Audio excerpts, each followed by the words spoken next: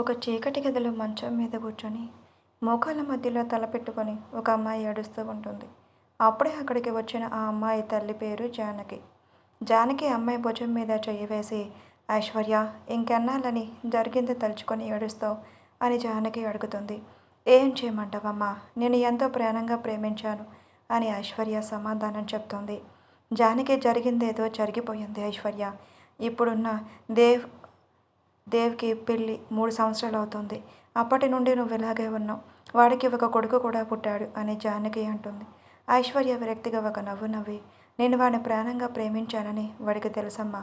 కానీ పెళ్లి పీటల మీద నన్ను అలా వదిలేసి వేరే అమ్మాయిని పెళ్లి చేసుకొని వస్తాడని నేను ఊహించలేదమ్మా. జరిగిన దాని గురించి అని ఎన్నాళ్ళని బాధపడతావు ఐశ్వర్య. నువ్వు ఇలా ఉంటే మీ నాన్న ఏమైపోతారు? మాకున్నది నువ్వు ఒక్కదానివి, ఒక కూతురివి. స్టడీస్ కంప్లీట్ అయిపోయాయి. కనీసం కంపెనీ అయినా చూసుకో. మీ నాన్న నీ గురించి ఆలోచించి తన ఆరోగ్యం ఎంత పాడు చేసుకుంటున్నాడు. కనీసం మా గురించైనా ఆలోచించు అని జానకి చెప్తుంది. ఐశ్వర్య, సరేమా, నాకు ఆలోచించుకోవడానికి కొంచెం టైం కావాలి అని జానకిని అడుగుతుంది. ఇంకెన్నాళ్ళు టైం తీసుకుంటావు ఐశ్వర్య? ముందు ఫేస్ వాష్ చేసుకొని కిందకి పద.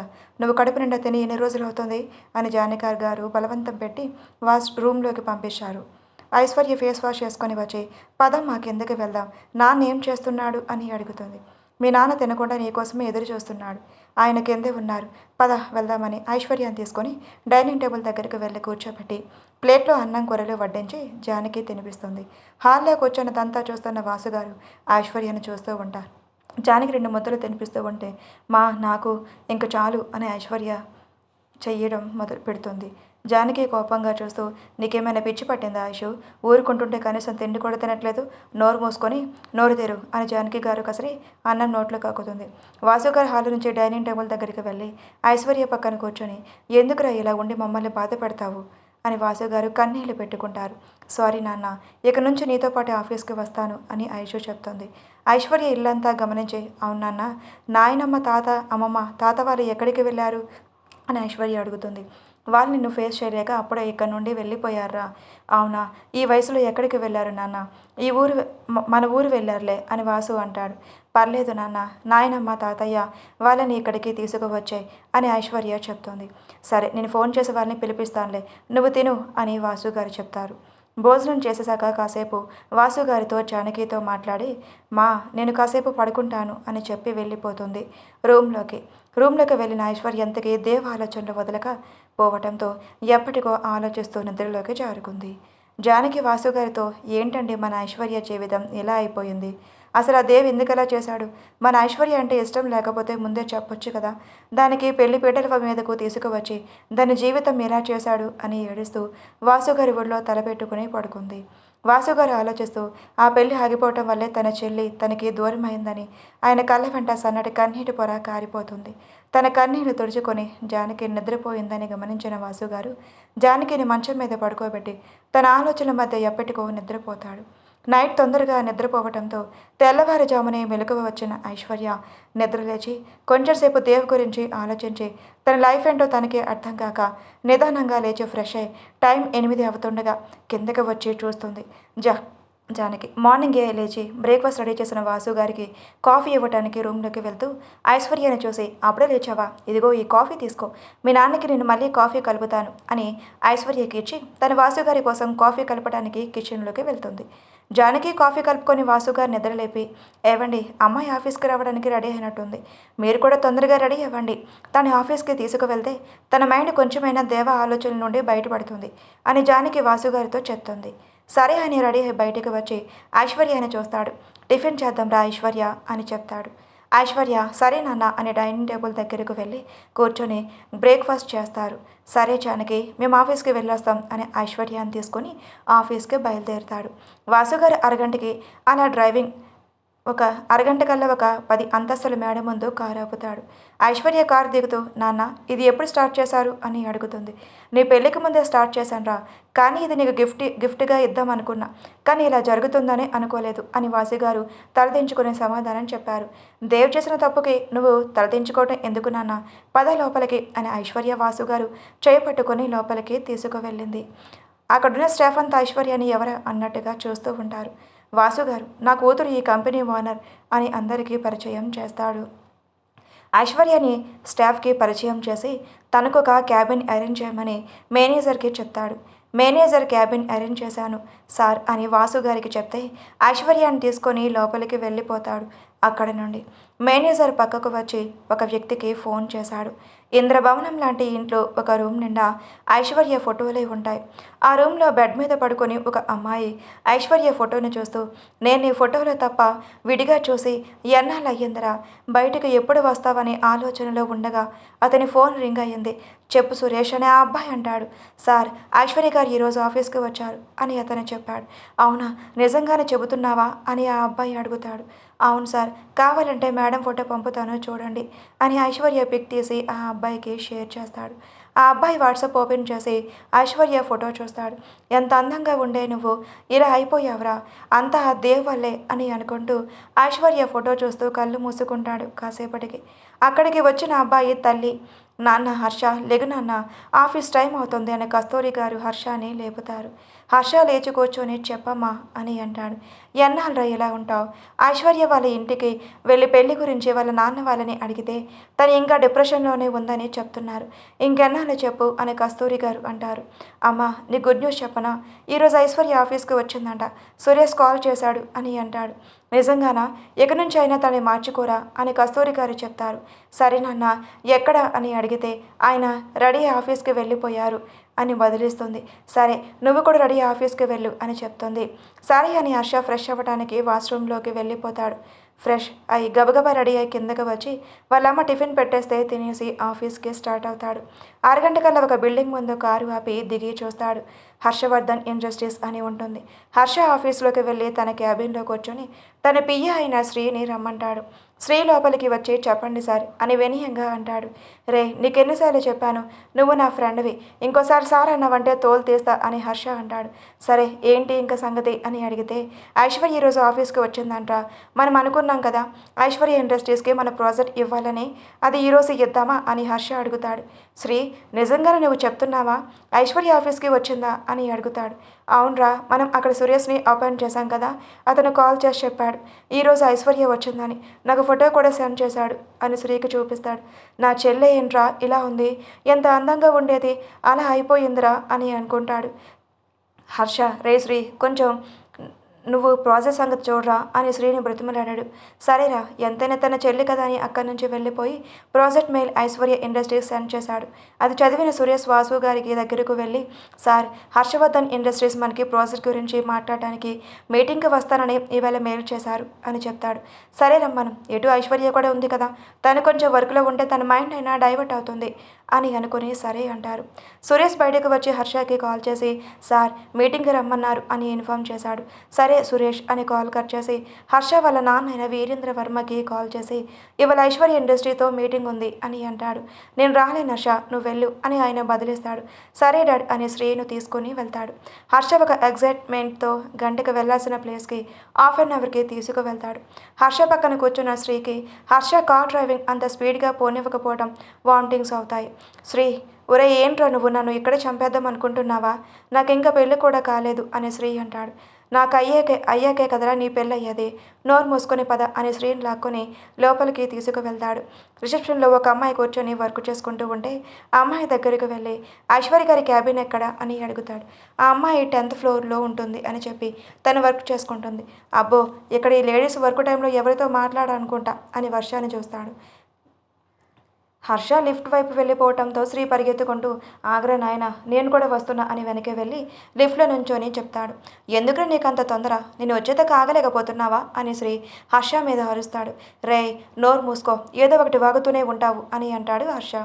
5 నిమిషాలకి లిఫ్ట్ ఓపెన్ అయి ఐశ్వర్య క్యాబిన్ దగ్గరికి ఫాస్ట్గా నడుచుకుంటూ వెళ్ళిపోతాడు.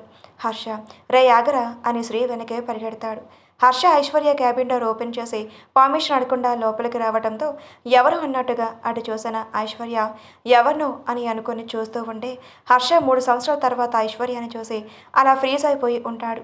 ఇంతలో శ్రీ అక్కడికి వచ్చి సారీ మేడం, మీ పర్మిషన్ లేకుండా లోపలికి వచ్చినందుకు అని హర్షని చేయి పట్టుకుని బయటకు తీసుకువెళ్ళడానికి ట్రై చేస్తే హర్ష కదలడు. ఐశ్వర్య, ఇందుకెవరు మీరు అని అడగడంతో హర్షవర్ధన్ ఇండస్ట్రీస్ నుంచి వచ్చా మేడం మీటింగ్కి అని శ్రీ బదిలిస్తాడు. అవునా, డాడీ డాడీ చెప్పారు, మీరు కూర్చోండి, నేను డాడీని పిలుచుకు వస్తాను అని వెళ్తుంటే హర్ష ఐశ్వర్యని అలానే చూస్తూ, పర్వాలేదు, ఆయన వచ్చేదాకా మేము వెయిట్ చేస్తాం, ఇక్కడ కూర్చుంటామని సోఫాలో కూర్చొని ఐశ్వర్యని చూస్తూ ఉంటాడు.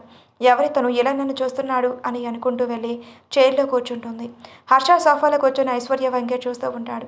శ్రీ అది చూసి తల కొట్టుకుని, వీడు మారడు అని హర్ష వంగ చూస్తూ, ఒరే ఇటు చూడరా, నేను నీతో మాట్లాడాలి అని శ్రీ పిలుస్తాడు.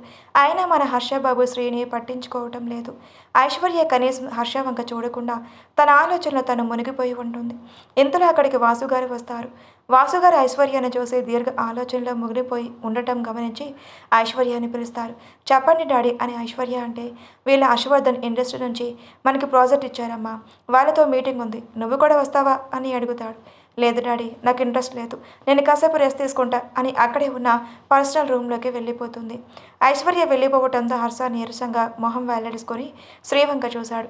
శ్రీ నవ్వుతూ, తిక్క కుదిరిందా నీకు, నేను ఎన్నిసార్లు పిలిచాను, పిలికావా, లేదు అని నవ్వుతాడు. హర్షకి కోపం వచ్చి, ఇంటికి వెళ్ళాక నా చేతిలో నీకుంది అని వార్నింగ్ ఇస్తాడు. చూద్దాంలే అని శ్రీ నవ్వుతాడు. వాసుగారి హర్ష వాళ్ళని పిలిచి మీటింగ్ రూమ్కి తీసుకువెళ్తారు. అక్కడికి వెళ్ళిన తర్వాత ప్రాజెక్ట్ గురించి ముందుగా మాట్లాడే తర్వాత 1 గంట ఐశ్వర్య గురించి మాట్లాడి ఈ విషయం తనతో చెప్పదు అని బయటకు వచ్చేస్తారు. హర్ష శ్రీ ఇద్దరు కారులో కూర్చున్నాక, శ్రీ ఎందుకురా నీ గురించి ఐశ్వర్యతో చెప్పొద్దన్నావు అని అడుగుతాడు. తన్ని మార్చుకోవటానికి రా అని హర్ష శ్రీతో చెప్పాడు. సరే జాగ్రత్త, నువ్వు ఎట్టి పరిస్థితుల్లో హర్షవర్ధన్ ఇండస్ట్రీస్ సీఈఓ అని తనకు తెలియకుండా చూసుకో అని శ్రీ అంటాడు. సరేరా శ్రీ, ఇంతకు మీ ప్లాన్ ఏంట్రా అని అడుగుతాడు హర్ష. ముందుగా నేను తన దగ్గర ఒక పిఏగా జాయిన్ అవ్వాలరా, తనని ముందులాగా అల్లరి పిల్లలాగా మార్చాలి అని హర్ష చెప్తాడు. శ్రీ నిజంగా రా, తను కాలేజ్ డేస్లో ఎంత అల్లరి చేసేది, కానీ అప్పటికి ఇప్పటికీ చాలా మారిపోయిందిరా. ఐశ్వర్య తనలా చూస్తుంటే నాకే ఏదోలా ఉంది, కానీ దీని అంతటికీ కారణమైన దేవ్గాడికి మాత్రం అసలు వదలొద్దు అని శ్రీ అంటాడు. వాడిని వదిలే ప్రసక్తే లేదురా అని హర్ష శ్రీ మాట్లాడుకుంటూ ఇంటికి వెళ్ళిపోతారు. హర్ష వాళ్ళు వెళ్ళిపోయిన వెంటనే వాసుగారు ఐశ్వర్య క్యాబిన్ దగ్గరికి వచ్చి తన పర్సనల్ రూమ్ డోర్ నాక్ చేస్తాడు. అది చూసిన ఐశ్వర్య వెళ్ళి డోర్ తీసి చెప్పండి డాడీ అని అంటుంది. ఐశ్వర్య ఇంటికి వెళ్దాం పదరా, అమ్మమ్మ వాళ్ళ తాతయ్య వాళ్ళు వచ్చారంట అని వాసుగారు చెప్తారు. అవునా, సరే డాడీ అని ఇద్దరూ బయలుదేరి ఇంటికి వెళ్తారు. వాసుగారు ఐశ్వర్య ఇంట్లోకి అడుగుపెట్టిన వెంటనే నలుగురు పెద్దవాళ్ళ ఐశ్వర్యని చెప్పేసి గట్టిగా ఏడుస్తూ, మమ్మల్ని క్షమించరా, ఏమీ తెలియని వయసులో ఇతనే నీ భర్త అని నీకు మాటలు చెప్పి నిన్ను మోసం చేశాను అని ఏడుస్తారు. అయ్యో తాతయ్య, మీరెందుకు బాధపడతారు, నాకు ఇప్పుడు బాగానే ఉంది, పర్వాలేదు అని ఐశ్వర్య అంటున్నా పెద్దవాళ్ళ నలుగురు ఐశ్వర్యాన్ని హత్తుకుని ఏడుస్తారు. ఐశ్వర్య వాళ్ళ బాధల నుంచి బయటకు తేవాలని, అమ్మ నన్ను కాపాడవే, ఈ ముసలోళ్ళందరూ నన్ను చంపేస్తున్నారు అని సరదాగా ఆట పట్టిస్తుంది. వాళ్ళ నలుగురు ఐశ్వర్య వంక కొంచెంసేపు గుర్రుగా చూసి వాళ్ళు కూడా నవ్వేస్తూ తనను దగ్గరకు తీసుకొని మాటల్లో పడతారు. ఐశ్వర్య అమ్మమ్మ పేరు లక్ష్మి గారు, తాతయ్య పేరు సుబ్బారావు గారు. ఐశ్వర్య నాన్నమ్మ పేరు చాముండేశ్వరి గారు, తాతయ్య పేరు రామకృష్ణ గారు. ఐశ్వర్య వాళ్ళ అందరితో మాటల్లో పాటను చూసి జానకి గారిని పక్కకు రమ్మని పిలుస్తారు వాసుగారు.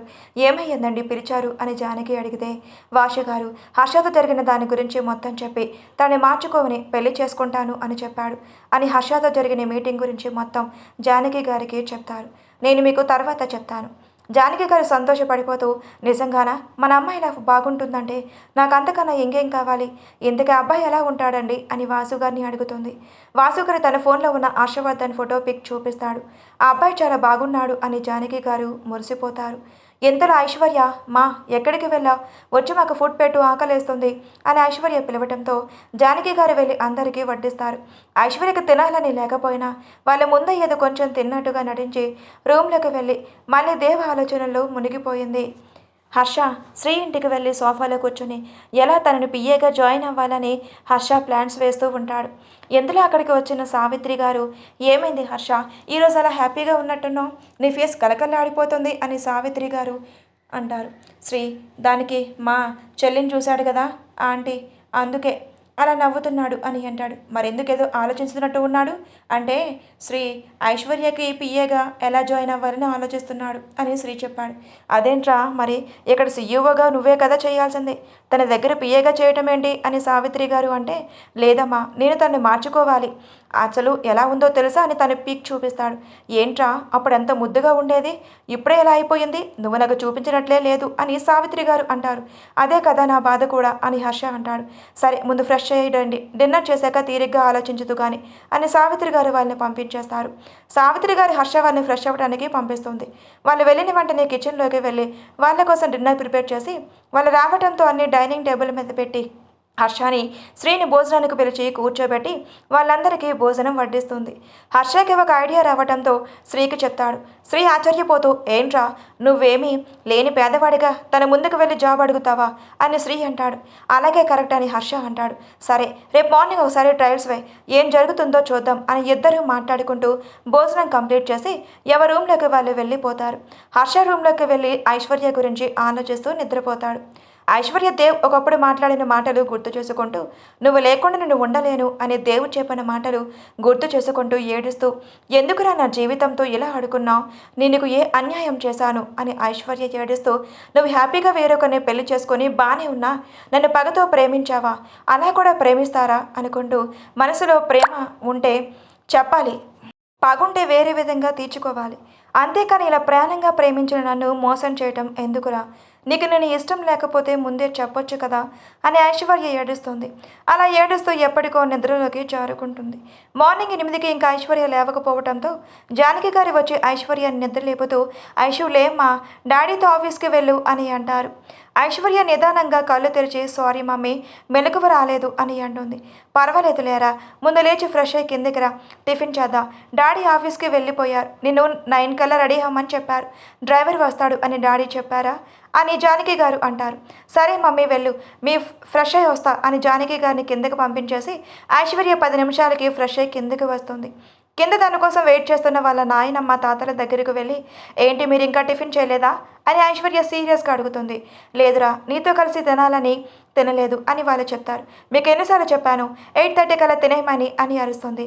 సర్లే కూర్చో, అందరం కలిసి టిఫిన్ చేద్దాం అని జానకి గారు అంటారు.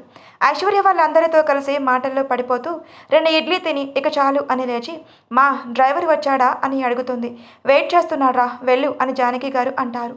ఐశ్వర్య కారులో కూర్చుంటుంది. కొంచెం దూరం వెళ్ళాక తన కారు కింద ఒక అబ్బాయి పడిపోతే డ్రైవర్ సడన్గా బ్రేక్ వేస్తాడు. ఆ అబ్బాయి చేతిలో ఉన్న సర్టిఫికేట్స్ అన్ని గాలికి ఎగిరిపోతాయి. డ్రైవర్ సడన్ బ్రేక్ వేయడంతో ఆలోచన నుంచి తేరుకున్న ఐశ్వర్య అటు చూసి ఏమయ్యిందో అని కంగారుగా కారు దిగి ఆ అబ్బాయిని లేపి మీకేం కాలేదుగా అని అడుగుతుంది. నాకేం కాలేదండి, కానీ జాబ్ కోసం ట్రై చేస్తున్నాను అని చెప్పాడు. అవునా, ఏ కంపెనీలో జాబ్ కోసం ట్రై చేస్తున్నారు అని ఐశ్వర్య అడుగుతుంది. చాలా కంపెనీస్లో ట్రై చేశానండి, కానీ వాళ్ళేమో ఎక్స్పీరియన్స్ ఉందా అని అడుగుతున్నారు. జాబ్ ఇవ్వకుండా ఎక్స్పీరియన్స్ అడిగితే ఎలా అని నేను చాలాసార్లు వాళ్ళని అడిగినా వాళ్ళు లేదని పంపించేశారు. నేను చాలా పేదవాడినండి, మా అమ్మ చెల్లి మా నాన్న నేనే చూసుకోవాలి అని ఆ అబ్బాయి చెప్తాడు. అవునా సరే, నాతో పాటు రా, మా ఆఫీస్లో ఏదైనా జాబ్ ఉంటే నీకు ఇప్పిస్తాను అని ఐశ్వర్య అడుగుతుంది. సరే అండి మీతో వస్తాను అని ఆ అబ్బాయి కూడా కారులో కూర్చుంటాడు. ఐశ్వర్య కారులో కూర్చున్నాక ఆ అబ్బాయిని గమనించిన నిన్న నేను మా ఆఫీస్లో నేను వేరే వారితో చూశానే అని అడుగుతుంది. అవునండి, నేను మీ ఆఫీస్కి వచ్చాను, అతను వేరే కంపెనీ CEO అని చెప్పాడు. ఐశ్వర్య అవును, పేరు కూడా ఏదో ఉంది కానీ నాకు గుర్తులేదు, ఇంతకీ అతనితో మీరు ఎందుకు వచ్చారు అని అడుగుతుంది. జాబ్ కోసమే అండి, కానీ అతను నాకు జాబ్ ఇవ్వలేదు అని చెప్తాడు. సరే నేను మా డాడీతో చెప్తాను, మా ఆఫీస్లో ఏ జాబ్ ఉంటే దానికి మిమ్మల్ని అపాయింట్ చేస్తారు అని ఐశ్వర్య అంటుంది. ఇంతలో ఆఫీస్ రావడంతో దిగండి అని ఆ అబ్బాయిని తీసుకొని లోపలికి వెళ్తుంది. ఐశ్వర్య వాసు గారి క్యాబిన్ దగ్గరకు వెళ్ళి డోర్ నాక్ చేసి డాడీ లోపలికి రావచ్చా అని అడుగుతుంది. రారా, నీకు పర్మిషన్ ఎందుకు అని వాసు గారు అంటారు. ఆ అబ్బాయిని తీసుకొని ఐశ్వర్య లోపలికి వెళ్ళటంతో వాసు గారు అతన్ని చూసి పలకరించబోతే ఆ అబ్బాయి వద్దు అని సైగ చేస్తాడు. ఐశ్వర్య అబ్బాయిని చూపించి డాడీ ఇతను మన ఆఫీస్లో జాబ్ కావాలంట, ఏమన్నా జాబ్ ఉందా చూస్తారేమో అని ఇతను తీసుకొచ్చాను అని ఐశ్వర్య అంటుంది. వాసుగారు ఆలోచించి మన ఆఫీస్లో జాబ్స్ ఏం లేవు కానీ నీ PA పోస్ట్ తప్ప అని వాసుగారు అంటారు. ఇతనికి ఇప్పించండి, ఇంతకీ నీ పేరేంటి అని అడుగుతుంది. నా పేరు హర్ష అండి అని ఆ అబ్బాయి చెప్తాడు. మీకు ముందే డౌట్ రావచ్చు నిన్న హర్షవర్ధన్ ఇండస్ట్రీస్ నుంచి వచ్చామని. వాళ్ళు చెప్పినప్పుడు ఐశ్వర్య ఏం మాట్లాడకుండా ఆలోచిస్తూ ఉంది. ఐశ్వర్య తన ఆలోచనలో తనుంది, దీని గురించి అసలు ఏం పట్టించుకోలేదు, అందుకే పెద్దగా రియాక్ట్ అవ్వలేదు. ఐశ్వర్య సరే డాడీ ఇతని గురించి మీరు చూసుకోండి, నేను నా క్యాబిన్కి వెళ్తున్నాను అని వెళ్ళిపోయింది. వాసుగారు ఐశ్వర్య వెళ్ళిపోవటం చూసి ఏమైంది హర్షబాబు, ఎందుకు మీరు ఎవరూ తెలియనట్టుగా యాక్ట్ చేస్తున్నారు అని వాసుగారు అడుగుతారు. నేను ఐశ్వర్యాన్ని నన్నుగా ఇష్టపడేలాగా మార్చుకోవాలి అనుకుంటున్నాను. అందుకే అని హర్ష అక్కడి నుంచి చెప్పి బయటకు వచ్చి కూర్చుంటాడు. వాసుగారు తన మేనేజర్కి కాల్ చేసి హర్ష గురించి డీటెయిల్స్ ఏమీ ఇవ్వకుండా తన ఐశ్వర్య పిఏగా ప్రమోట్ చేయండి, తనకి క్యాబిన్ ఏర్పాటు చేయండి అని చెప్తాడు. మేనేజర్ సరే సార్ అని అంటాడు. మేనేజర్ అక్కడికి వచ్చి సార్ మీరేంటి ఇక్కడ అని అడుగుతాడు. సురేష్, నువ్వు మేనేజర్వి కదా, మర్చిపోయాను, నేను ఇక్కడ పెట్టాను కదా అని అంటాడు. అవును సార్ అని సురేష్ అంటాడు. సర్లే వెళ్ళి నా క్యాబిన్ అలౌట్ చేయి అని చెప్తాడు. సురేష్ అక్కడి నుంచి వెళ్ళిపోగానే హర్ష శ్రీకి కాల్ చేస్తాడు. శ్రీ కాల్ లిఫ్ట్ చేసి చెప్పరా, ఏమైంది, జాబ్ వచ్చిందా అని అడుగుతాడు. ఆ సక్సెస్ రా అని హర్ష అంటాడు. సరే జాగ్రత్త, నీ ఐడెంటిటీ బయటపడకుండా ఐశ్వర్యని జాగ్రత్తగా చూసుకో అని శ్రీ కాల్ కట్ చేస్తాడు. హర్ష ఆలోచిస్తూ ఉంటాడు. అక్కడికి మేనేజర్ వచ్చి సార్ మీ క్యాబిన్ అలర్ట్ చేశాము అని ఐశ్వర్య క్యాబిన్ ఉన్న రూమ్ పక్కనే హర్షకి క్యాబిన్ ఏర్పాటు చేపిస్తాడు. వాసుగారు హర్ష మనసులోనే వాసుగారికి థ్యాంక్స్ చెప్పుకొని వెళ్ళి అక్కడ కూర్చొని వర్క్యం లేకపోవడంతో టేబుల్ మీద మోచేతిని ఆనించి ఆ చేతిని చెంపకు పెట్టుకొని ఐశ్వర్యను చూస్తూ ఉంటాడు. ఐశ్వర్యకి అప్పుడే వాసుగారు మేనేజర్ చేత ఒక ఫైల్ పంపించి దాన్ని చెక్ చేయమని చెప్తాడు. ఏమైనా డౌట్స్ ఉంటే అడగమని చెప్తాడు. సరే అని మేనేజర్కి చెప్తోంది. ఐశ్వర్య ఫైల్ చూడటంతో మునిగిపోయింది. మన హర్షబాబు ఐశ్వర్యని ఫస్ట్ ఎక్కడ చూశాడో గుర్తు చేసుకుంటూ ఉంటాడు. నేను మీకు చెప్తాను, హర్షబాబు ఫస్ట్ టైం ఐశ్వర్యాని ఎక్కడ చూశాడు. ముందుగా మన హర్షబాబు గురించి, హర్ష హైట్ 6.1 ఉంటాడు. హైట్కి తగ్గ వెయిట్తో 6 ప్యాక్ మెయింటైన్ చేస్తూ అమ్మాయిల కళల రాకుమారులా ఉంటాడు. Skin tone full white, baby pink colour lips, నవ్వితే సొట్టపడే బుగ్గలు. తను చూస్తే ఏ అమ్మాయినా ఫ్లాట్ అవ్వాల్సిందే.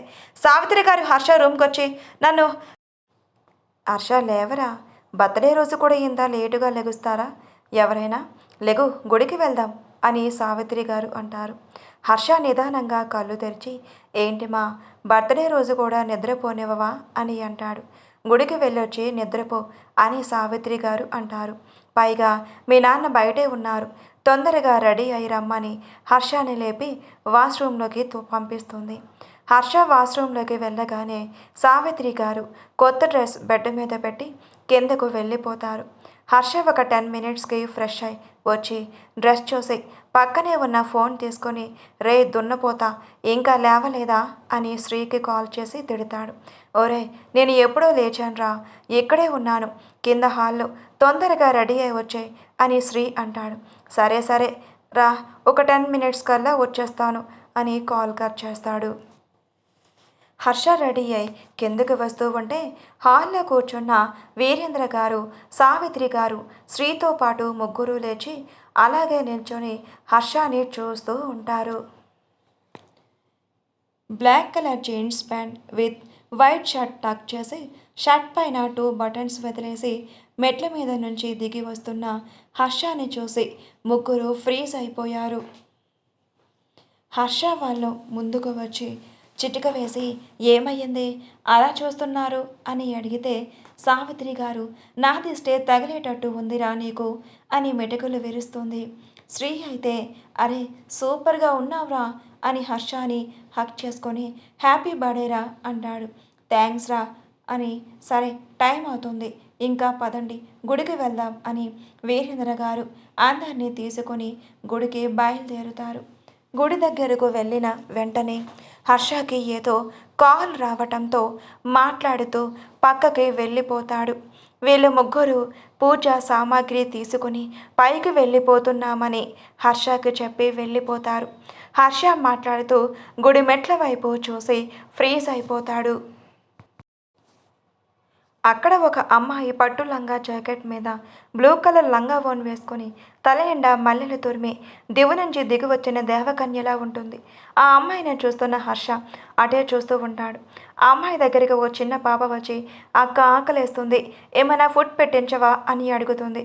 ఆ అమ్మాయికి ఏదోలా అనిపించి మీరందరూ ఇక్కడే ఉంటారా, మీకు అమ్మ నాన్న లేరా అని అడుగుతుంది. లేరక్క, మేమందరం ఇక్కడే ఉంటాం అని ఆ పాప సమాధానం చెప్తుంటే ఆడుకున్న ఒక పెద్ద ఆవిడ వచ్చి, మా ఇక్కడ ఉన్న వాళ్ళందరూ పిల్లలు వదిలేసిన తల్లిదండ్రులు వదిలేసిన పిల్లలు ఇక్కడ ఉంటున్నారమ్మా. ఆ దేవుడే దిక్కు అని ఇక్కడే ఉంటున్నారు అని ఆ పెద్ద ఆవిడ చెప్తుంది. అప్పుడే అమ్మాయి వాళ్ళ అమ్మ అక్కడికి వచ్చి, ఐశ్వర్య ఏం చేస్తున్నావు ఇక్కడ అని అడుగుతుంది. హర్ష అది చూసి అమ్మాయి పేరు ఐశ్వర్యానా, బాగుంది అని అనుకుంటూ అలాగే చూస్తూ ఉంటాడు. ఐశ్వర్య మా డాడీ ఎక్కడా అని అడుగుతుంది. ఆయన గుడి లోపలే ఉన్నారా అని చెప్తుంది. డాడీని వెంటనే ఇక్కడికి రమ్మను అని ఐశ్వర్య అంటుంది. జానకి వెళ్ళి వాసుగారిని పిలుస్తుంది. వాసుగారు అక్కడికి వచ్చి ఏమైందిరా అని అడిగితే, డాడీ మనకు ఆశ్రమం ఉంది కదా, అక్కడికి వీళ్ళందరినీ షిఫ్ట్ చేయండి, వీళ్ళకి ఏ లోటు లేకుండా చూసుకోవాలి అని ఐశ్వర్య అంటుంది. సరేరా, నువ్వు చెప్పాక నేను వినకుండా ఉంటానా అని వాసుగారు ఎవరికి ఫోన్ చేస్తే వాళ్ళు వచ్చి అక్కడ ఉన్న పిల్లలు పెద్దల వాళ్ళని అందరినీ ఆశ్రమానికి తీసుకువెళ్తారు. ఇదంతా అప్పటికప్పుడు జరగటంతో హర్ష ఆశ్చర్యపోతూ ఐశ్వర్యాన్ని చూస్తూ ఉంటాడు. ఐశ్వర్యను చూసి ఇప్పుడు హ్యాపీనారా నీకు అని వాసుగారు అడిగితే, చాలా హ్యాపీ డాడీ అని వాసుగారిని సైడ్ హక్ చేసుకుంటుంది. సరే వెళ్దామా లోపలికి అని అంటే, ఆ డాడీ అని గుడి లోపలికి వెళ్తుంది. హర్ష అక్కడి నుంచి కదలకపోవటంతో అప్పుడే అక్కడికి వచ్చిన శ్రీ, ఏమైంది వీడికి, కదలకుండా అలాగే ఉన్నాడు అని భుజం మీద తట్టాడు. శ్రీ అలా హర్షాన్ని తట్టగానే తేరుకున్న హర్ష, ఏమైందిరా, ఎందుకలా తట్టావని విసుక్కుంటాడు. ఏంట్రా గుడ్లోకి రాకుండా ఎక్కడేం చేస్తున్నావు అని శ్రీ అంటే, శ్రీని కోపంగా చూసి పద అని అక్కడి నుంచి శ్రీని లాక్కొని గుడి లోపలికి వెళ్తాడు హర్ష. ఇప్పుడు ప్రెజెంట్లోకి వచ్చేద్దాం. ఐశ్వర్య వంక అలాగే చూస్తూ ఉన్న హర్ష తను మొదటిసారి చూసినదే గుర్తు తెచ్చుకొని తనలో తానే నవ్వుకుంటూ ఉంటాడు. అక్కడికి మేనేజర్ వచ్చి, సార్ మీకు ఈ ఫైల్స్ ఇచ్చి చెక్ చేయమన్నారు అని మేనేజర్ ఇచ్చి వెళ్ళిపోతాడు. హర్ష ఫైల్స్ చూసి, ఏంటి నా కంపెనీకి ఇచ్చిన ప్రాజెక్ట్ ఫైల్ నేనే చెక్ చేయాలా అని మనసులోనే అనుకుంటాడు. హర్ష వాసుగారిని అడుగుదామని తన క్యాబిన్ దగ్గరికి వెళ్ళి డోర్ నాక్ చేస్తాడు. లోపలికి రా హర్ష అని వాసుగారు అంటారు. అంకుల్, ఇది మా కంపెనీకి సంబంధించిన ప్రాజెక్ట్, ఇది నేను ఎలా చేయాలి అని హర్ష అడిగితే, ఐశ్వర్యాని అడుగు, నువ్వు తనకి పియ్యేవి, నాకు కాదు అని వాసుగారు నవ్వుతూ అంటారు. హర్షకి ఏదో ఐడియా తట్టినట్టు థ్యాంక్స్ అంకుల్ అని చెప్పేసి Aishwarya cabin room door knock చేస్తాడు. ఐశ్వర్య హర్షని లోపలికి రమ్మని ఏమయ్యింది అని అడుగుతుంది. మేడం, ఈ ఫైల్స్లో కొంచెం డౌట్ ఉంది అని ఆ ఫైల్ ఐశ్వర్య దగ్గర పెడతాడు. సరే మీరు కూర్చోండి, నేను చెక్ చేస్తాను అని ఐశ్వర్య ఆ ఫైల్ తీసుకుంటుంది. హర్ష మనసులో, అబ్బా థ్యాంక్స్ బంగారం, దూరం నుంచి నిన్ను చూస్తూ ఉండాలేమో అనుకున్నా, కానీ ఇలా దగ్గరగా కూర్చొని నిన్ను చూస్తూ ఉంటే ఎంత హ్యాపీగా ఉందో అనుకుంటూ తనలో తానే మురిసిపోతూ ఐశ్వర్యని అలాగే చూస్తూ ఉంటాడు. అది గమనించిన ఐశ్వర్య, ఏం చేస్తున్నారు మీరు, వర్క్ మీద ఇంట్రెస్ట్ పెట్టండి అని అంటుంది. సారీ మేడం అని చెప్పి వర్క్లో పడిపోతారు. ఇద్దరు ఒక గంట గడిచిన తర్వాత అక్కడికి వాసుగారి వచ్చి, Aishwarya, Harshavardhan group of industries దగ్గర నువ్వు హర్ష ఇద్దరు వెళ్ళి మీటింగ్ ఉంది, అటెండ్ అయ్యండి అని వాసుగారు అంటారు. వాసుగారు చెప్పింది విన్న హర్ష, ఏంటి మీటింగా అని మనసులోనే కంగారు పడిపోతూ, మీటింగ్ అయితే ఈ శ్రీ కాల్ చేసి నాకు చెప్తాడు కదా, ఎందుకు కాల్ చేయలేదు అని ఫోన్ వంక చూస్తాడు. అప్పటికే శ్రీ 30 సార్లు పైనే మిస్డ్ కాల్స్ ఉండటంతో, అయ్యో ఫోన్ సైలెంట్లో పడిపోయింది, ఇప్పుడు ఎలాగా అని అనుకుంటూ బయటకు అది కనపడినక, సరే అది మేడం, ఒక 10 మినిట్స్ ఇప్పుడే వస్తాను అని తన క్యాబిన్కి వెళ్ళిపోతాడు. ఐశ్వర్య వాసుగారితో మీటింగ్లో ఏం మాట్లాడాలి అని వాసుగారి దగ్గర ప్రిపేర్ అవుతూ ఉంటుంది. హర్ష క్యాబిన్కి వెళ్ళి డోర్ వేసి శ్రీకి కాల్ చేస్తాడు. శ్రీ కాల్ లిఫ్ట్ చేసి, ఒరే ఏం చేస్తున్నావురా, ఎన్నిసార్లు ఫోన్ చేయాలి నీకు, బుద్ధుందా అని శ్రీ అరవటంతో, ఒరే ఇప్పుడు వాసు అంకుల్ చెప్పిన దానికి నేను సగం టెన్షన్తో చచ్చిపోయేలా ఉన్నా, అక్కడంతా మేనేజ్ చేయగలవా అని హర్ష అంటాడు. శ్రీ, సరే మీరు రావడానికి ఎంత టైం పడుతుంది అని అడుగుతాడు. ఒక 10 మినిట్స్లో బయలుదేరుతాంరా, నువ్వు మేనేజ్ చేయగలను అంటే చెప్పు, లేదంటే నేనే ఏదో ఒక ప్లాన్ చేస్తా అని హర్ష అంటాడు. అయితే నువ్వే చేసుకో, నేనెందుకు, నాకు లీవ్స్ ఇచ్చాయి, నేను ఇంటికి వెళ్ళిపోతాను అని శ్రీ బ్లాక్మెయిల్ చేయడంతో, నేను వచ్చానే అనుకో నీ పని చెప్తా అని హర్ష అంటాడు. నీ గురించి ఐశ్వర్యకి తెలిస్తే తనే చెప్తుంది నీ పని అని శ్రీ అంటాడు. నీకు ఆటలుగా ఉందిరా, సరే బయలుదేరేటప్పుడు మెసేజ్ చేస్తా అని కాల్ కట్ చేస్తాడు. ఈ శ్రీగాడు అక్కడ ఏదైనా మిస్టేక్ చేయాలి, నా చేతులు అయిపోతాడు వెధవ అని తిట్టుకుంటూ ఐశ్వర్య క్యాబిన్ దగ్గరికి వెళ్ళి, మేడం బయలుదేరదామా అని అడుగుతూ శ్రీకి మెసేజ్ చేస్తాడు. ఓకే అని వాసుగారితో మాట్లాడి శ్రీ ఇద్దరు హర్ష ఇండస్ట్రీస్ దగ్గరకు బయలుదేరుతారు. దగ్గర గంటన్నర జర్నీ పడటంతో హర్ష ఇండస్ట్రీస్ ముందు కారు ఆపి, మేడం మీరు వెళ్ళండి అని హర్ష అంటుంటే, నువ్వు కూడా రా, ఇంటి కారులో కూర్చొని ఏం చేస్తావు అని హర్ష అంటుంది. వస్తాను మేడం ఫైల్స్ అవి తీసుకొని అని అంటాడు. హర్ష మనసులో దేవుడా ఇక్కడే ఆటంకాలు రాకుండా చూడు స్వామి అని దండం పెట్టుకుని కారు దిగి ఐశ్వర్య వెనకే నడుచుకుంటూ వెళ్తాడు. ఆఫీస్ లోపలికి వెళ్ళిన ఐశ్వర్య హర్ష ఎదురుగా శ్రీ కనిపించడంతో హర్ష కళ్ళతోనే అంతా ఓకేనా అని శ్రీని అడుగుతాడు. దానికి శ్రీ బదులుగా ఓకే అని కళ్ళర్పకుండా రిలీఫ్గా ఫీల్ అవుతాడు. స్టాఫ్ అంతా హర్ష వంక అలాగే చూస్తూ ఉంటారు. ఎందుకంటే స్టాఫ్ అందరికీ ఆఫీస్ టైంలో ముచ్చట్లు పట్టించే హర్ష ఇప్పుడు ఒక అమ్మాయి ముందు అలా ఉండటం అందరికీ ఆశ్చర్యంగా ఉంటుంది.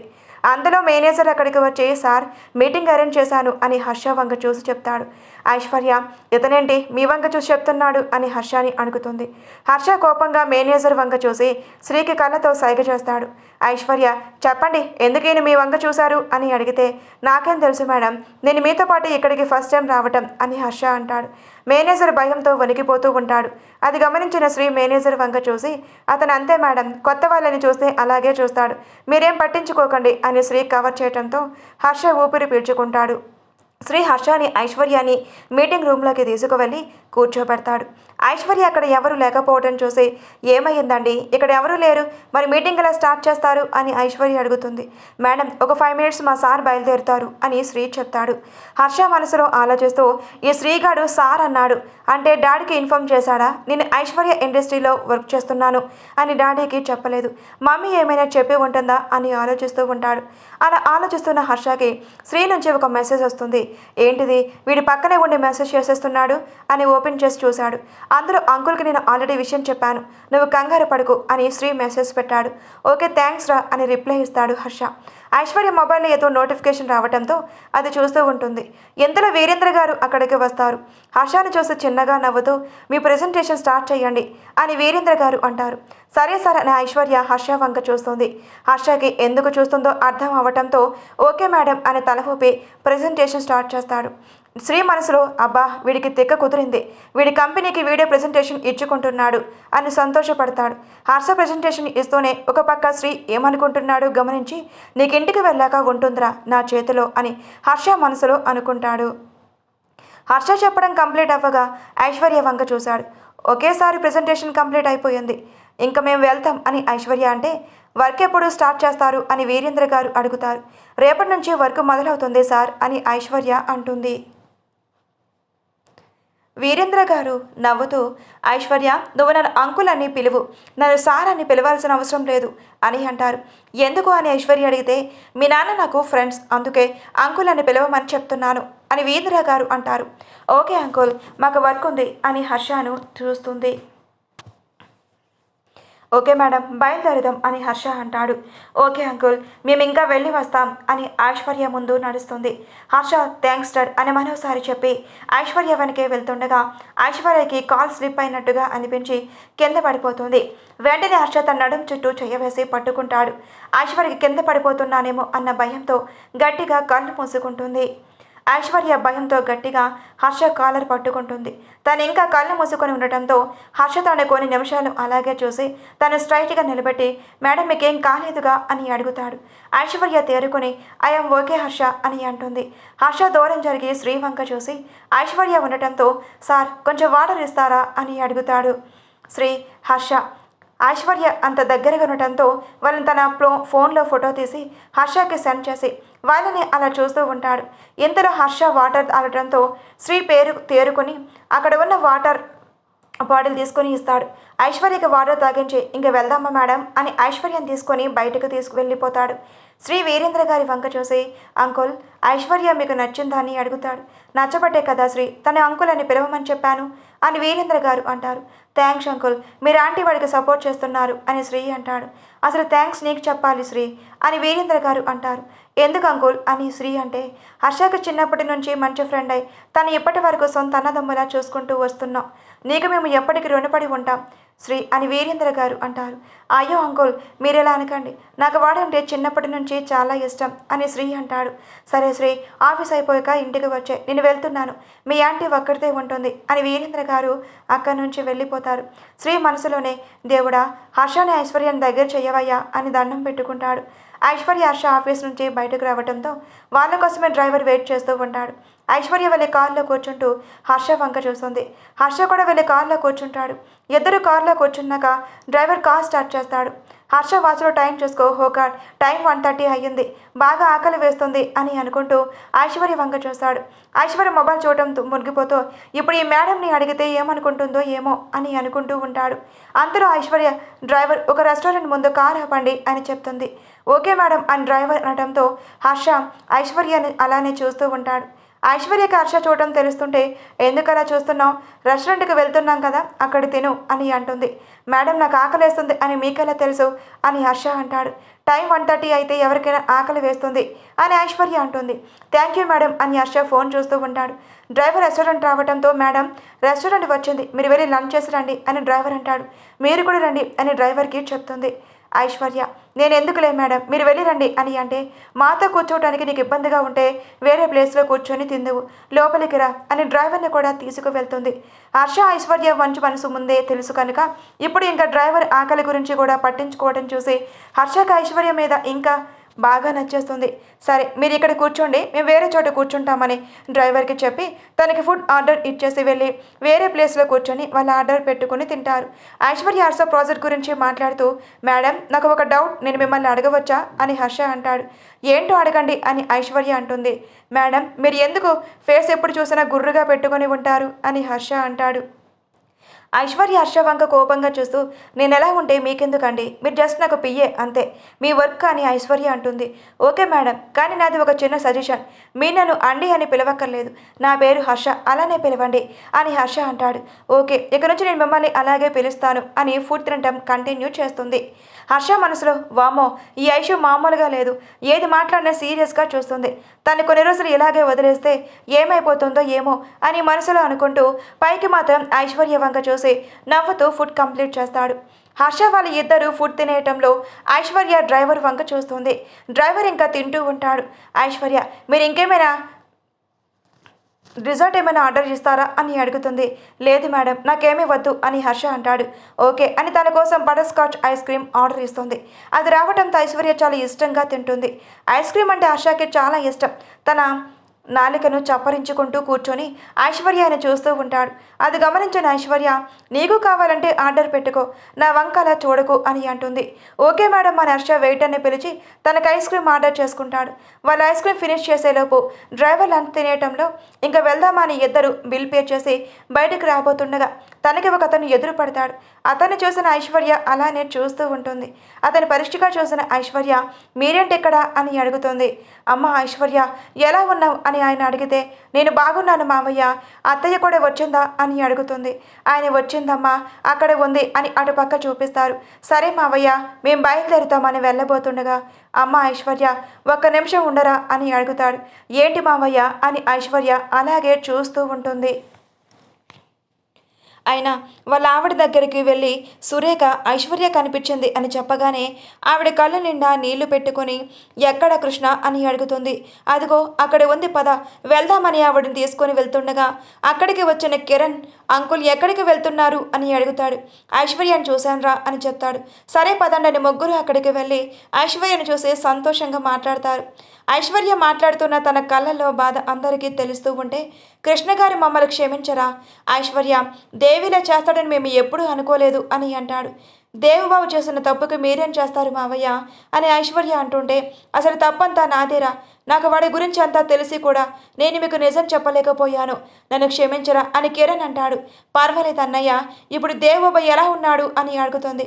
దానికి సురేఖ గారు వాడిని అంత మోసం చేసినా నువ్వెందుకురా వాడి గురించి అడుగుతున్నావు అని బాధగా అడుగుతుంది. ఐశ్వర్య విరక్తిగా ఒక నవ్వు నవ్వుతూ బావ నన్ను ప్రేమించకపోయినా నేను బావని ప్రాణంగా ప్రేమించాను కదా అత్తయ్య, అందుకే అని ఐశ్వర్య ఉంటుంది. సరేరా అన్నయ్య, అన్నయ్య వాళ్ళు ఎలా ఉన్నారు అని సురేఖ గారు అడిగితే అవును అత్తయ్య మీరు ఎక్కడికి వెళ్ళారు, ఇప్పుడు ఎక్కడ ఉంటున్నారు, ఇంట్లో ఎందుకు ఉండట్లేదు, మీరు కూడా ఇంటికి వచ్చేయచ్చు కదా, అమ్మమ్మ తాతయ్య నాయనమ్మ తాతయ్య వాళ్ళందరూ వచ్చేశారు, మీరు కూడా వచ్చేయండి అత్తయ్య, నాన్న చాలా బాధపడుతున్నారు అని ఐశ్వర్య అంటుంది. సురేఖ గారి కృష్ణ గారు ఐశ్వర్య చిన్నదైనా చేతులెత్తి దండం పెట్టాలనిపిస్తుంది. తనని సురేఖ గారి గుండెలకు హత్తుకుంటారు.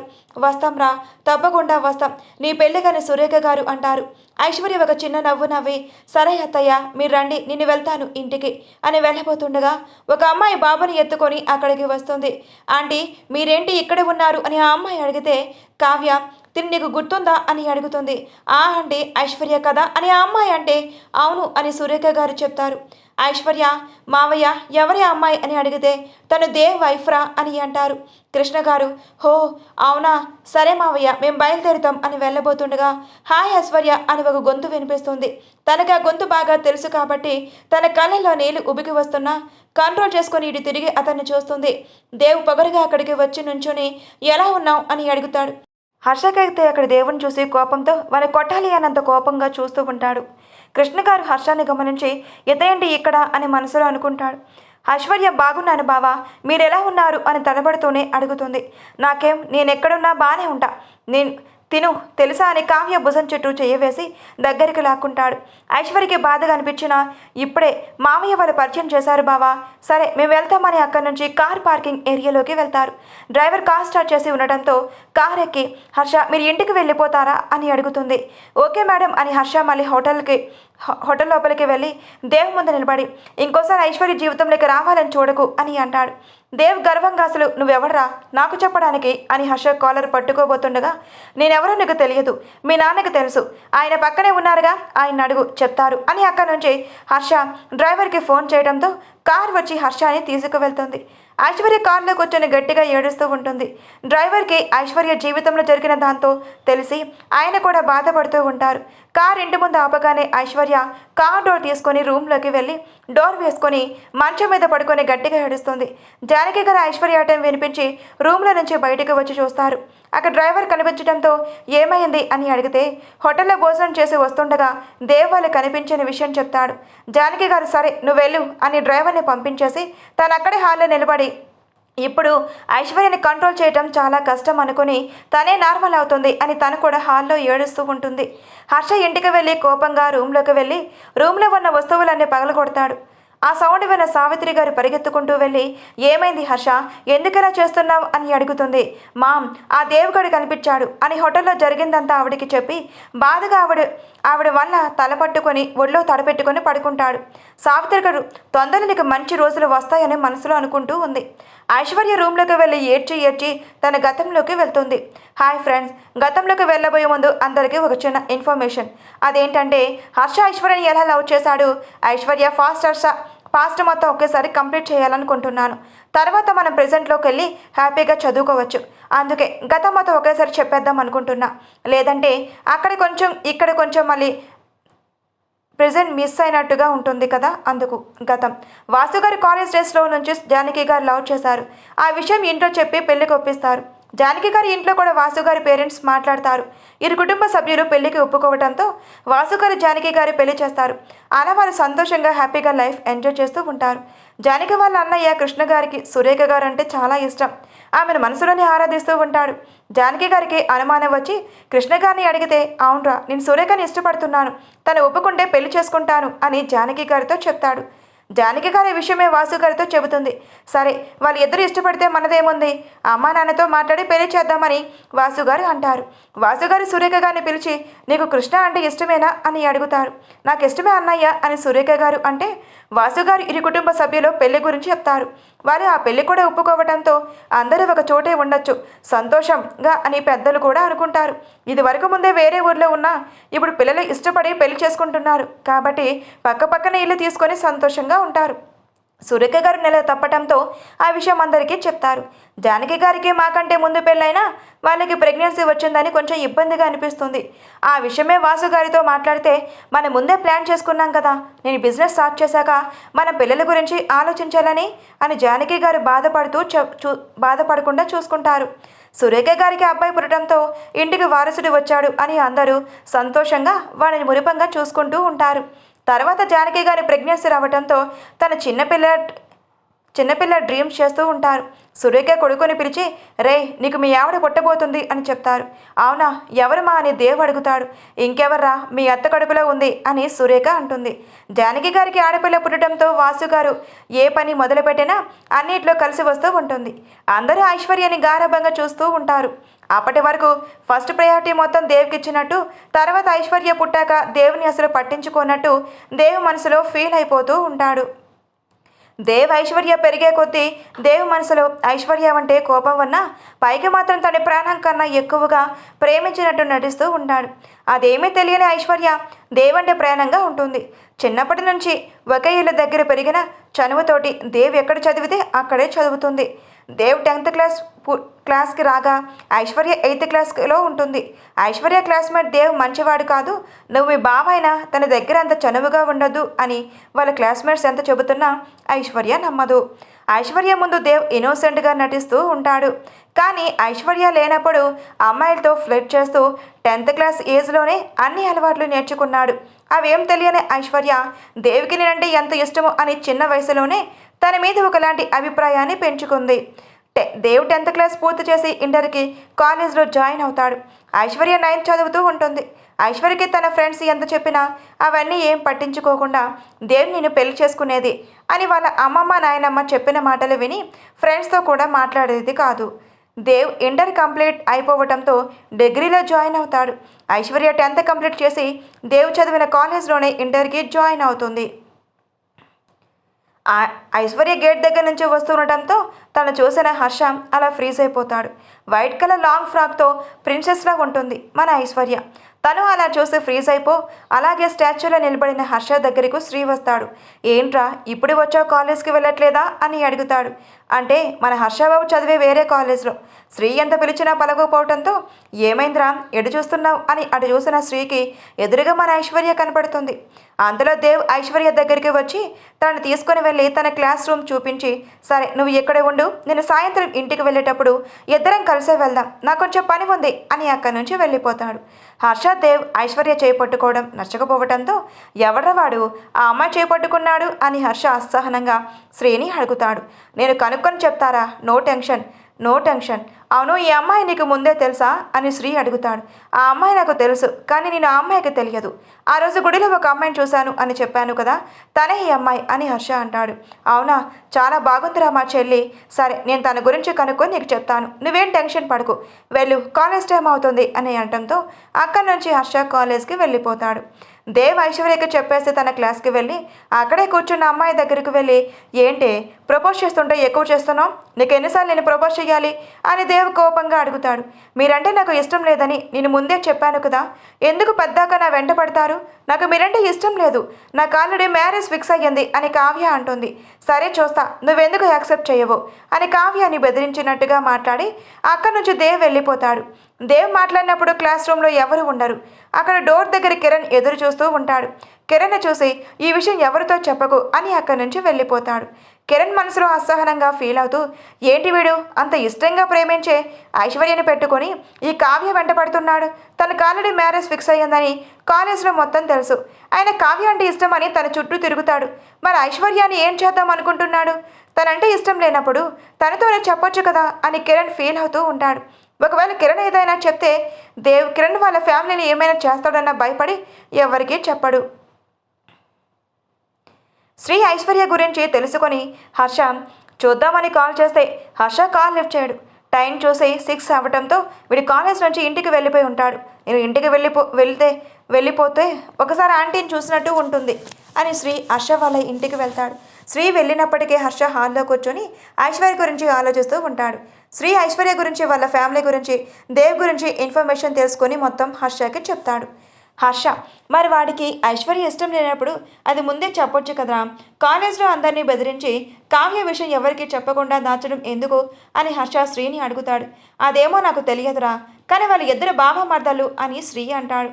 అప్పుడే అక్కడికి వచ్చిన సావిత్రి గారు, ఏంటి శ్రీ ఈ మధ్య ఇంటికి రావట్లేదు, ఏమయ్యింది అని అడిగితే, ఏం లేదండి కాలేజ్కి వెళ్తున్నా కదా అందుకే రావట్లేదు అని శ్రీ అంటాడు. దానికి సావిత్రి గారు, ఉండేది నువ్వు అక్కడవే కదరా, మాతో ఉండొచ్చు కదా అని ఆవిడ అడిగితే, లేదండి ఇప్పటికే నా చదువు మొత్తం మీరే ఖర్చు పెట్టుకున్నారు, కనీసం ఇలా అయినా నేను సపరేట్గా ఉండనివ్వండి, లేదంటే చూసే వాళ్ళందరూ నా గురించి తక్కువగా మాట్లాడుకుంటారు, నేను అనాథ అయినా నేను రూపాయి సంపాదించగలను అనే నమ్మకం నాకు ఉండాలంటే అని శ్రీ అంటాడు.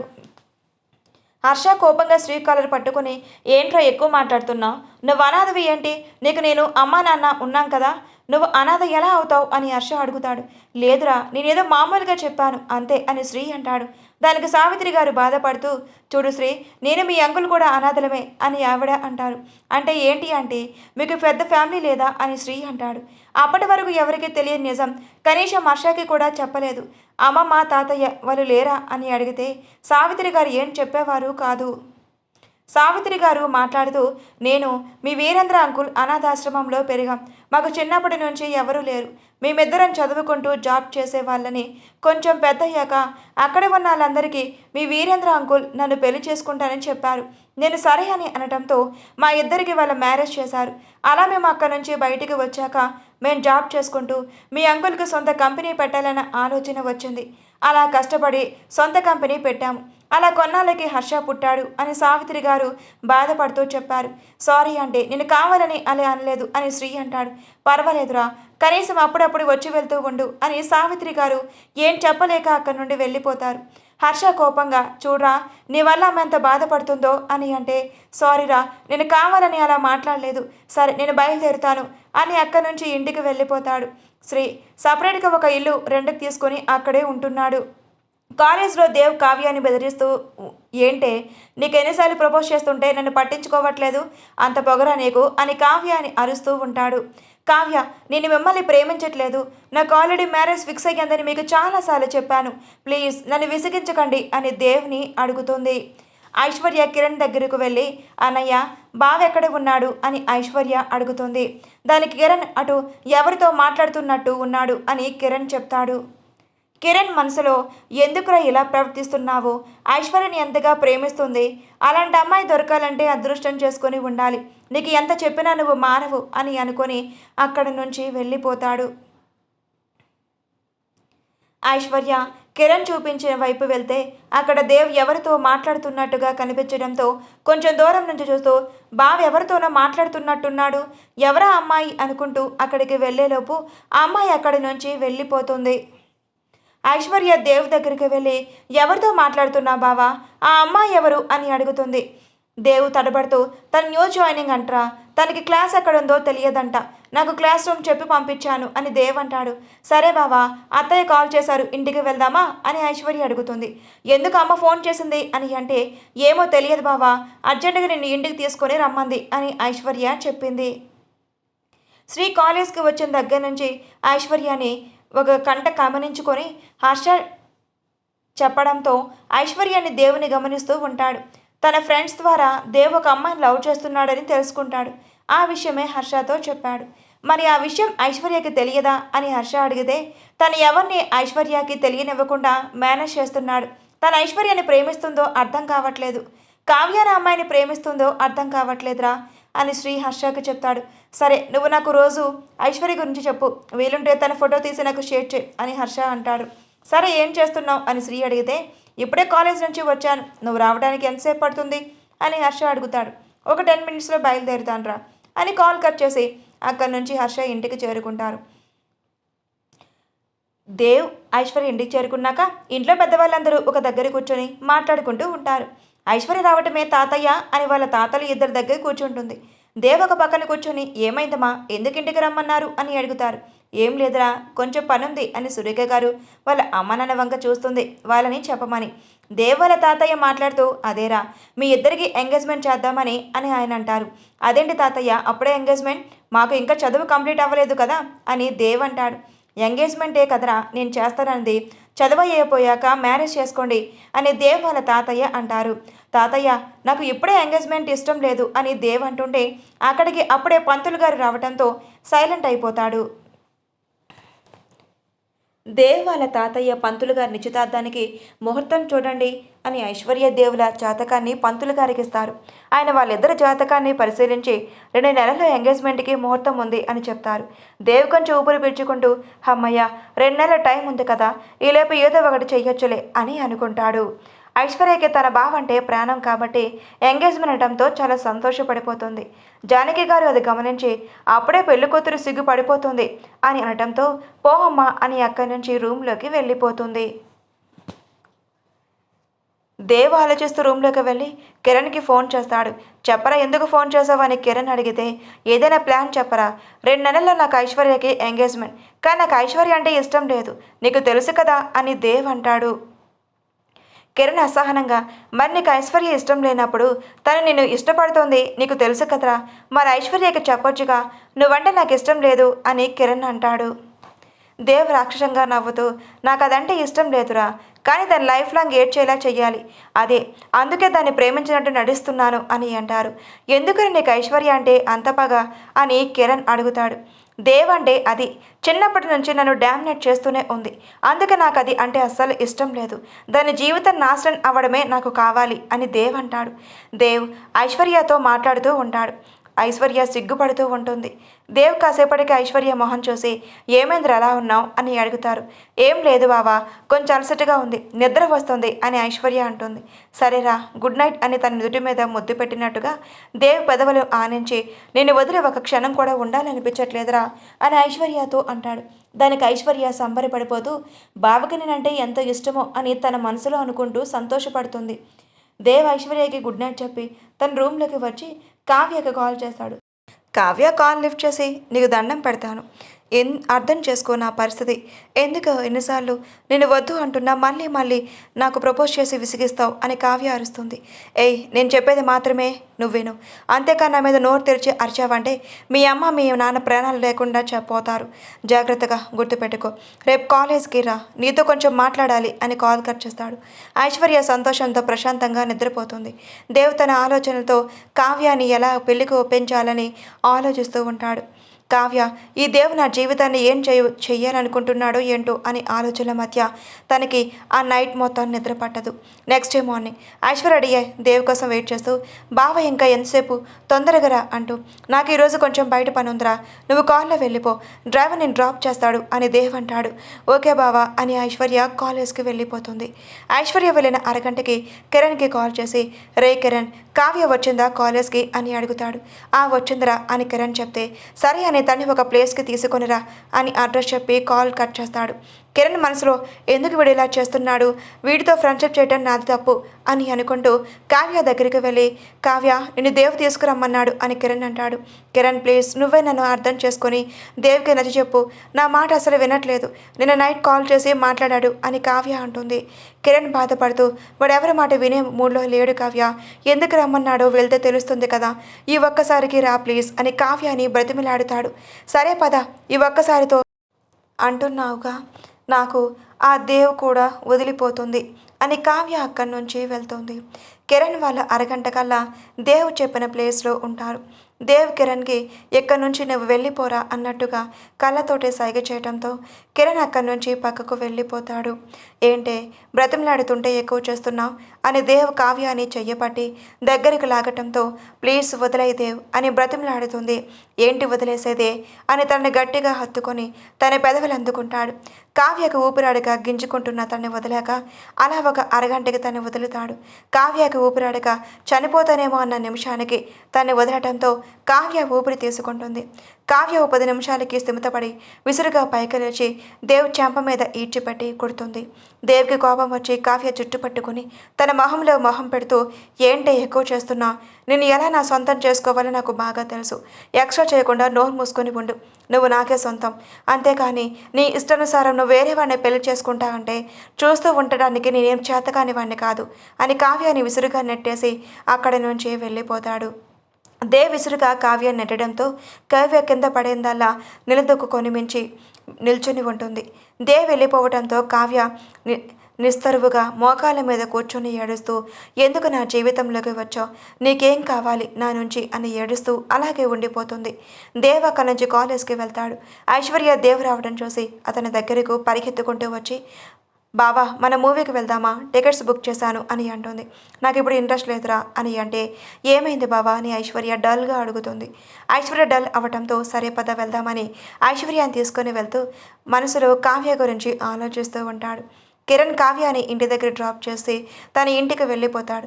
మూవీకి వెళ్ళిన ఐశ్వర్య దేవ్ ఇంటికి వెళ్ళి డిన్నర్ తినేసి ఎవరి గదిలోకి వాళ్ళు వెళ్ళి నిద్రపోతారు.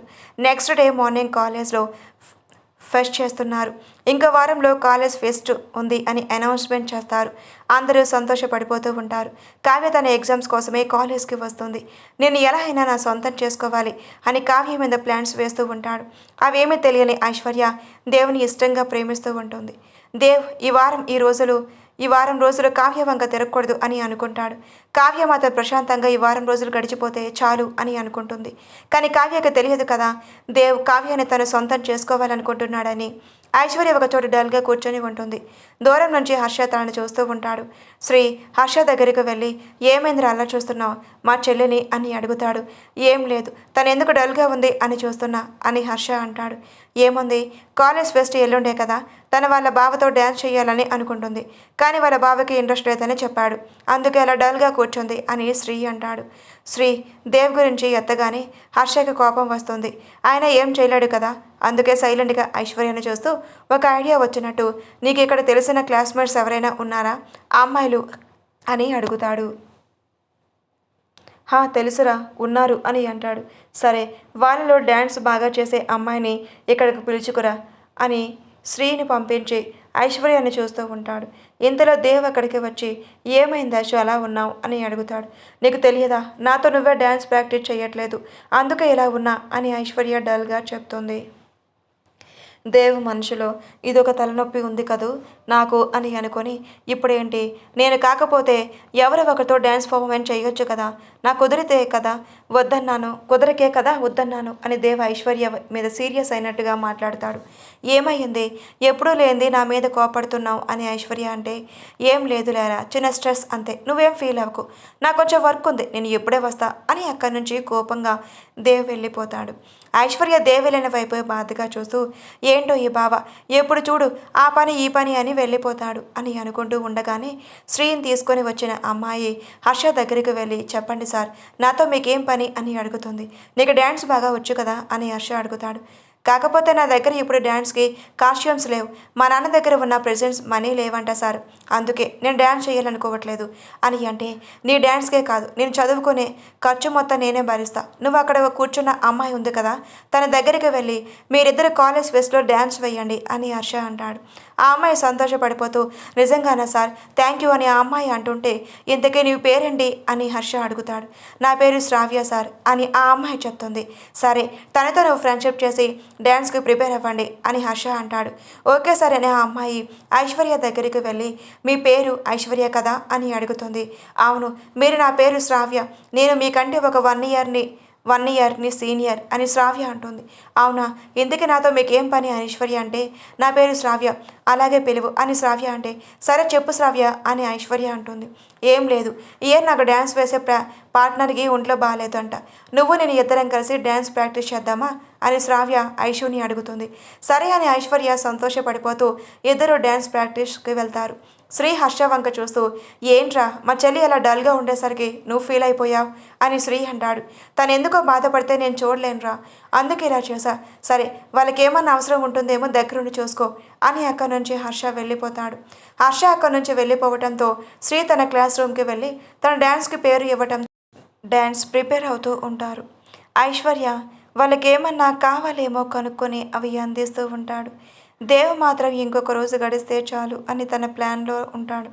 ఇందులో కాలేజ్ ఫెస్ట్ రానే వచ్చింది.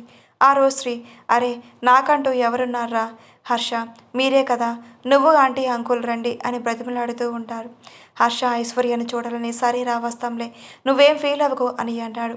ఏంట్రా ఫీల్ అయ్యేది, తాట తీస్తా, ఇంకోసారి ఎక్స్ట్రాలు చేస్తే నువ్వు రాకపోతే ఇంకెవరు వస్తారు అని నోరు మూసుకొని పదాన్ని ముగ్గురిని తీసుకొని కాలేజ్కి స్టార్ట్ అవుతారు.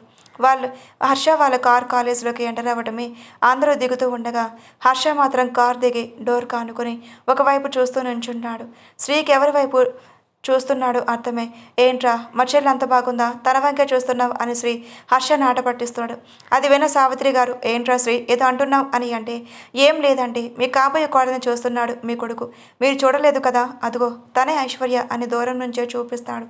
సావిత్రి గారు ఐశ్వర్య వంక చూసి మురిసిపోతూ, అబ్బా ఏంజెల్లా ఉందిరా తిను, నిజంగా మా ఇంటి కోడలైతే నేను చాలా అదృష్టవంతురా అవుతాము అని. ఇంతకీ ఎవర్రా అమ్మాయి అని అడుగుతుంది. ఐశ్వర్య ఇండస్ట్రీస్ తెలుసు కదా అంటే, వాళ్ళ అమ్మాయి కానీ అని శ్రీ చెప్తాడు. హర్షబాబు మాత్రం ఐశ్వర్య వంక చూస్తూ, లోకాన్ని మైమర్చిపోతూ ఉంటాడు. అంత అందంగా రెడీ అయ్యింది మరి మన ఐశ్వర్య. శ్రీ హర్ష పక్కకు వెళ్ళి, ఏంట్రా ఆలోచిస్తున్నావు, తనకి దిష్టి తగులుతుంది, అలా చూడకు అని శ్రీ హర్షని పక్కకు లాగుతున్నా ఇంచు కూడా కదలడు. శ్రావ్య కూడా రెడీ అయి ఐశ్వర్య దగ్గరికి వచ్చి, వావ్ ఐశ్వర్య, చాలా బాగున్నావు, ఈసారి నీకు సూపర్గా సెట్ అయ్యింది డ్రెస్ అని ఐశ్వర్యని అంటుంది.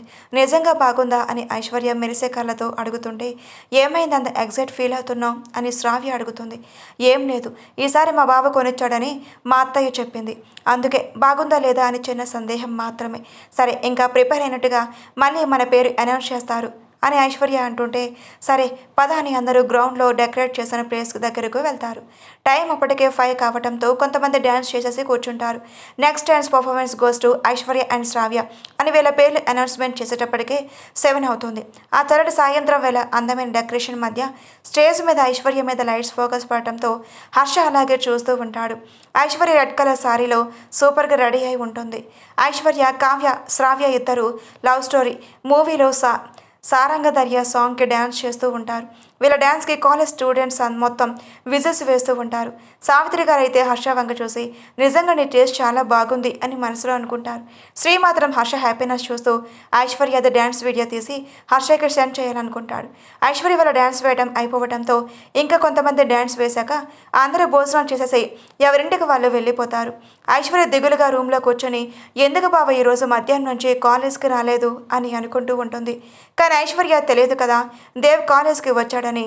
నెక్స్ట్ డే మార్నింగ్ ఒక రూమ్లో మంచం మీద నుంచి అప్పుడే లేచిన కావ్య ఒళ్ళు విరుచుకుంటుంటే తనకి అసలు ఒళ్ళు కదిలే ప్రసక్తే లేదన్నట్టుగా బాడీ పెయిన్స్ ఉంటే, ఏమైంది నాకు అని మసకగా కళ్ళు తెరిచిన కావ్యకి తన ఒంటి మీద బెడ్షీట్ మాత్రమే ఉండటం చూసి పక్కన చూస్తే దేవ్ ఆదమర్చి నిద్రపోతూ ఉంటాడు.